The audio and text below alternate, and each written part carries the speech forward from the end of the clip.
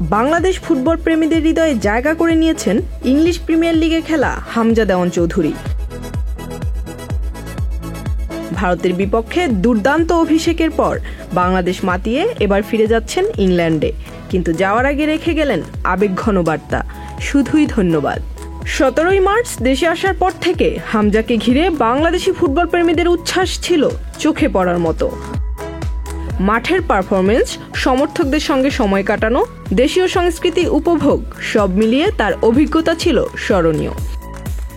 ওয়ালটন আবারও মিলিয়নিয়ার অফারে ওয়ালটন ফ্রিজ কিনে আপনিও হয়ে যেতে পারেন মিলিয়নিয়ার। তার দুর্দান্ত পারফরমেন্স এবং দেশের প্রতি ভালোবাসা দেখে ফুটবল প্রেমীরা তাকে বাংলার ফুটবলের রাজপুত্র বলছেন। দেশ ছাড়ার আগে বাংলাদেশ ফুটবল ফেডারেশনকে দেওয়া ভিডিও বার্তায় হামজা বলেন, শুধুই ধন্যবাদ, যা হয়েছে তার জন্য অনেক অনেক ধন্যবাদ। ইনশাআল্লাহ জুনে আমি আবারও আসব আমার শারীরিক সুস্থতার জন্য এবং সন্তানের জন্য দোয়া করবেন। জুনের দুটি বড় ম্যাচের সময় দেখা হবে।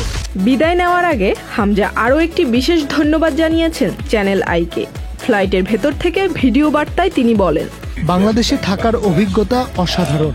এখানকার মানুষ আমার প্রতি যে ভালোবাসা দেখিয়েছে তা আমি কখনো ভুলব না। ভারতের বিপক্ষে ম্যাচ কঠিন ছিল, তবে ভবিষ্যতে আমরা একসাথে সফল হব। ধন্যবাদ চ্যানেল আই এবং সবাইকে ঈদের শুভেচ্ছা।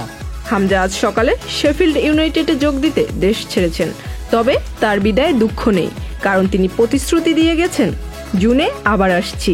এশিয়ান কাপ বাছাইয়ে বাংলাদেশের সামনে এখন বড় চ্যালেঞ্জ।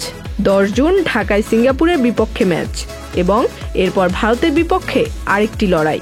ঘরের মাটিতে হতে যাওয়া এই ম্যাচ নিয়ে আশাবাদী বাংলাদেশি সমর্থকরা। Zerin Sumi, Channel I.